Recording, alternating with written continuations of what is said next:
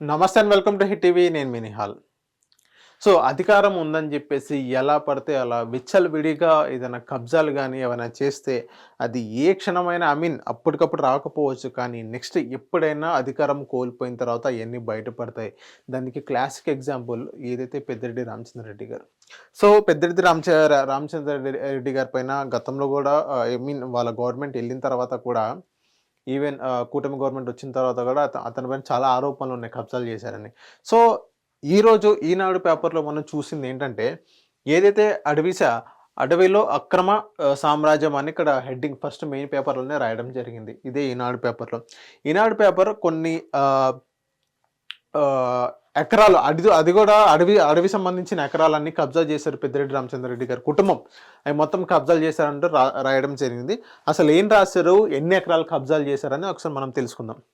ఏదైతే మాజీ మంత్రి పెద్దిరెడ్డి కుటుంబం అధీనంలో పొద్దులో కొద్ది ఎకరాలు అంటే గతం మీకు చెప్తాను. ఇక్కడ ఎఫ్ఎంబిలో 23.69 ఎకరాలు ఉన్నాయి. తర్వాత రిజిస్ట్రేషన్ చేసుకుంది 45.8 ఎకరాలు, 45.8 ఎకర్స్.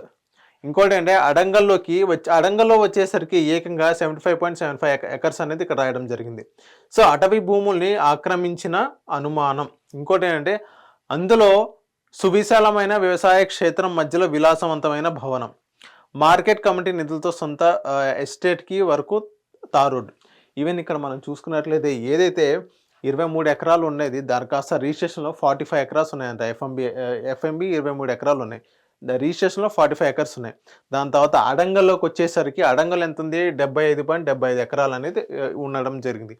ఇంకోటి ఏంటంటే వ్యవసాయ క్షేత్రం ఒక ఫామ్ హౌస్, విలాసవంతమైన ఫామ్ హౌస్ కూడా నిర్మించుకున్నారు. అది కూడా విలాసవంతమైన ఫామ్ హౌస్ ఇది. ఇంకోటి ఏంటంటే మార్కెట్ కమిటీ నిధులతో సొంత ఎస్టేట్కు తారోడ్డుకు దారి. ఇంకోటి ఏంటంటే గవర్నమెంట్ సొమ్ముతో ప్రజలు ఏదైతే పన్ను రూపంలో కట్టే ఏదైతే సొమ్ముతో సొంత ఫామ్ హౌస్కి తారోడ్ వేశారు అన్నట్టు ఈనాడులో రాశారు.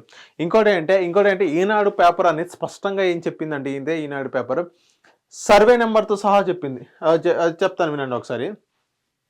మంగళంపేట రెవెన్యూ గ్రామ పరిధిలో మొత్తం సర్వే నెంబర్ 295 సర్వే నెంబర్లో 17.69 ఎకరాలు ఉంటే 269 సర్వే 6 ఎకరాలు పట్ట భూమి ఉన్నట్లు భూమిలో అడంగల్ ఉంది.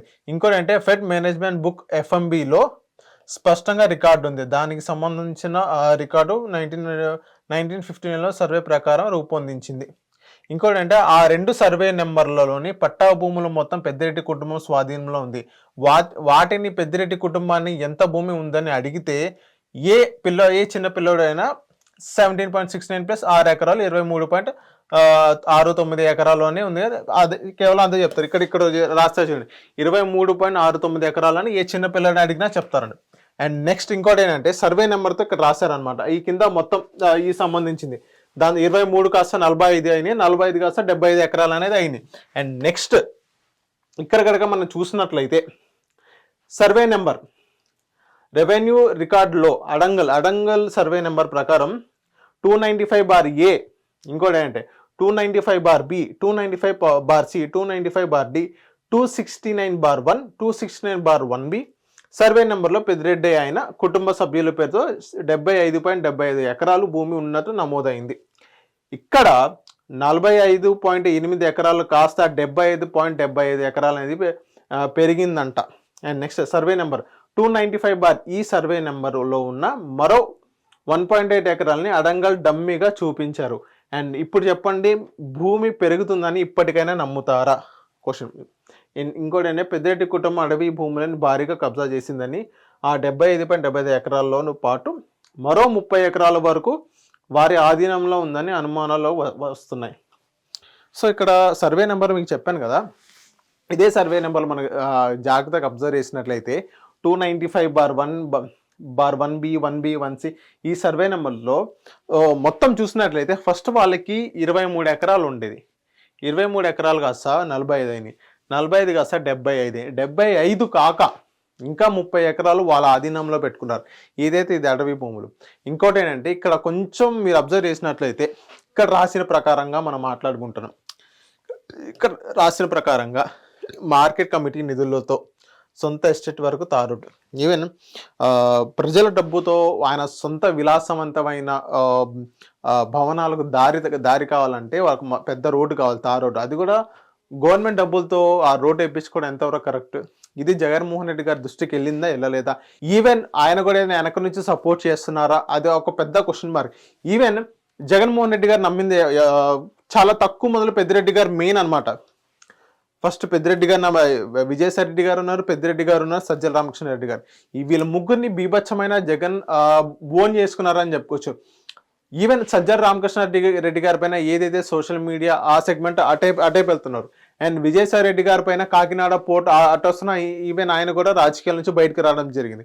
అండ్ పెద్దిరెడ్డి రామచంద్రారెడ్డి గారు కూడా గతంలో కొన్ని ఆరోపణలు వచ్చినాయి, అది 40 ఎకరాలు ఏదో సంథింగ్. అండ్ ఇప్పుడు కూడా అడవి అక్రమ దీని గురించి కూడా కొన్ని ఆరోపణలు వచ్చినాయి. ఇంకోటి ఏంటంటే సర్వే నెంబర్లతో సహా ఈనాడు అనేది బయట పెట్టింది అనమాట.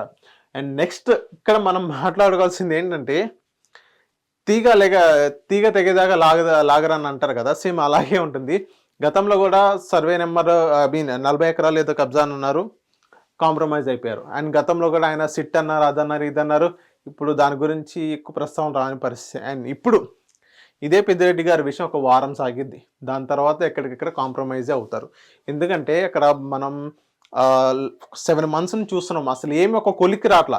ఈవెన్ ఇది కూడా అలాగే ఉంటుంది, ఎక్కడికక్కడ కాంప్రమైజ్ అయిపోతారా? ఈవెన్ పెద్దిరెడ్డి గారు కూడా బీజేపీ వాళ్ళతో బాగా టచ్లో ఉన్నారన్న కొన్ని మాటలు కనుక మనం వింటున్నాం. అది ఎంతవరకు కరెక్టో ఏంటో కూడా మనకు కూడా తెలియదు. ఈవెన్ పెద్దిరెడ్డి గారు అంటే ఒక పెద్ద దిగ్గజం అక్కడ. ఈవెన్ ఎలక్షన్ రిజల్ట్ తర్వాత పొంగనూరులో ఫైల్స్ అనేది దగ్నమైనవి. ఆ ఫైల్స్ ఏదైతే కాలిపోయిందో అందులో పెద్దిరెడ్డి గారు సంబంధించిన కొన్ని ఫైల్స్ కూడా ఉన్నాయి. అది కావాలని పెద్దిరెడ్డి గారే చేయించారంటున్నారు. ఇంకోటి అంటే వేరే ఇతర కారణాలు వస్తున్నాయి. కానీ బట్ ఈనాడు అయితే పెద్దిరెడ్డి గారు సంబంధించింది 75.75 ఎకరాలు అనేది రాయడం జరిగింది.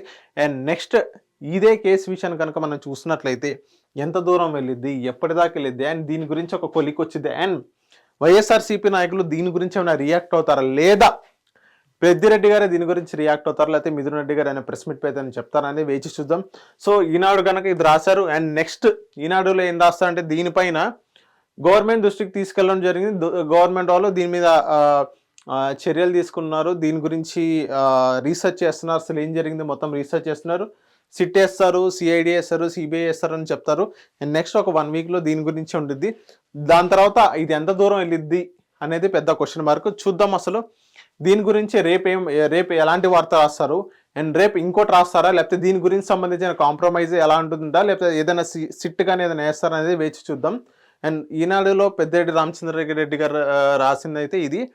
రేపు ఎలాంటి విషయాలు రాస్తారు, అండ్ ఇప్పుడు ఎవరైనా ప్రెస్ మీట్ పెట్టి దీని గురించి అని మాట్లాడతానని వేచి చూద్దాం. Thank you. Hit TV app, ఇందులో short news, live news, entertainment shows, movies, digital magazines తో పాటు మీ జిల్లా వార్తలను కూడా ఫ్రీగా చూడొచ్చు. అంతేకాదు కేజీ నుంచి పీజీ వరకు విద్యార్థులకు స్కాలర్షిప్ కూడా అందిస్తున్నాం. ప్రతి వారం 10 మందికి లక్కీ డ్రా ద్వారా ఒక్కొక్కరికి 10,000 రూపాయలు అందిస్తున్నాం. ఇంకెందుకు ఆలస్యం, వెంటనే హిట్ టీవీ యాప్ ని డౌన్లోడ్ చేసుకుని ఫ్రీగా ఎంటర్టైన్మెంట్ పొందండి. Hit TV app. Hit TV app. Please download hit TV app. Hit TV యాప్ని ఫ్రీగా డౌన్లోడ్ చేసుకొని ఎంజాయ్ చేయండి. మీకు నచ్చిన ఎంటర్టైన్మెంట్ కోసం హిట్ టీవీ యాప్ ని ఫ్రీగా డౌన్లోడ్ చేసుకొని ఎంజాయ్ చేయండి. హిట్ టీవీ యాప్ని డౌన్లోడ్ చేసుకుని ఆస్వాదించండి, ఆశీర్వదించండి. ఇంతమంది సెలబ్రిటీలు హిట్ టీవీ యాప్ ని డౌన్లోడ్ చేసుకోండి అని చెప్తున్నారంటే ఎంత మంచి యాప్ ఆలోచించండి. అమెరికా అమెరికా అమెరికా అమెరికాలో చదవాలనుకునే వాళ్ళకి విశ్వసనీయమైన పేరు మన శౌర్య కన్సల్టెన్సీ. UK లో 1 year masters, UK లో 1 year masters, 2 years work permit up to 5 years visa. Contact Saurya Consultancy. Contact 89851 89851.